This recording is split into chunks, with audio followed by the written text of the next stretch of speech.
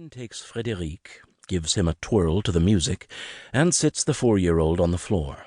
The boy offers the ball to his father. "There'll be time to play later, mon fils." Frédéric's lip quivers, so André sets a large pot in front of him, averting impending tears. They've learned the hard way it's better to placate the child than endure one of his tantrums. André examines the thermometer on the oven door. Concerned, he taps its glass face. Mireille has asked him what good that does dozens of times, but he always shrugs. Ironic, it's one of his rituals she finds comforting as lying in his arms. At the work table he breaks and separates 2 eggs, then whisks the whites until they form peaks, adding sugar as he goes. To check for stiffness, he holds the bowl upside down above his head. Only then does he allow himself a satisfied smile. Mireille ties on a white apron, takes flour from deep in a large burlap bag sitting on the floor, and adds and removes some on one side of a scale, until it matches the iron weight on the opposite side. Hopefully there'll be enough for the next few days. There's never been so little. When she plops the last of the butter in a bowl, André raises an eyebrow, so she takes out half and carefully covers it again in its brown paper wrapping. He's right. They have to stretch it as far as they can. But how long can they realistically go on like this? She presses her lips together with resolve. André fills a metal piping syringe with meringue and makes perfect discs on a baking sheet. He puts the macarons aside to rest so a skin can form. He pulls out a tray of biscuits au sucre from the oven and lays it on the table to cool. There's the satisfying aroma of sugary edges starting to caramelize. Checking to see if Frédéric is still playing, André removes the cloth to reveal a tiny marzipan creation, an almond paste boy and fox on an almond paste asteroid. Hands steady, eyes unblinking, he adds a last touch, a smile to the boy's face. Mireille holds out 2 bowls. "Which one?" André covers the figures again and points to the bowl on the left.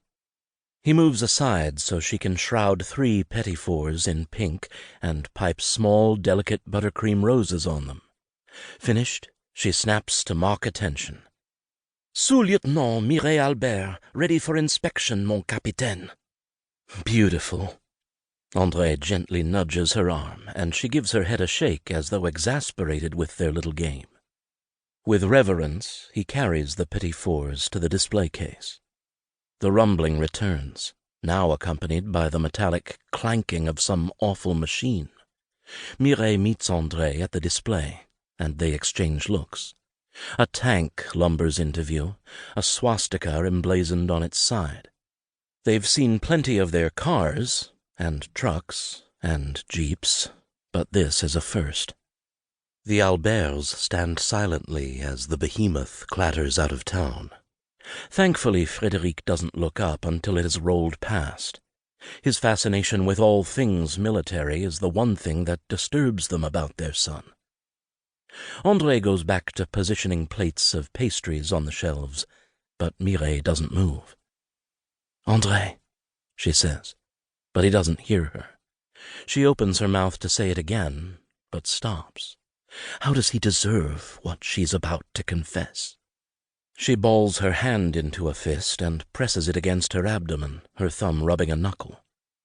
Frédéric gives out a squawk, and Mireille looks around with a great sweep of her head and pretends to be surprised when she finds him hiding under the work table. The boy giggles and covers his eyes. Her heart becomes lighter. When they've made all the pastries they can for the day, André puts on his baker's whites. He fastens the last button, and his back straightens. He dons a toque and ties a foulard around his neck, then checks they're not crooked in the glass of the display case. Mireille and André take a last look around, the final inspection. Their pâtisserie is typical of the pastry shops found in towns across France, simple and clean, but past its prime. Whenever customers comment on its decor, good or bad, Mireille always says, "It's exactly how we like it." The truth is, she doesn't have the heart to change anything from when her parents...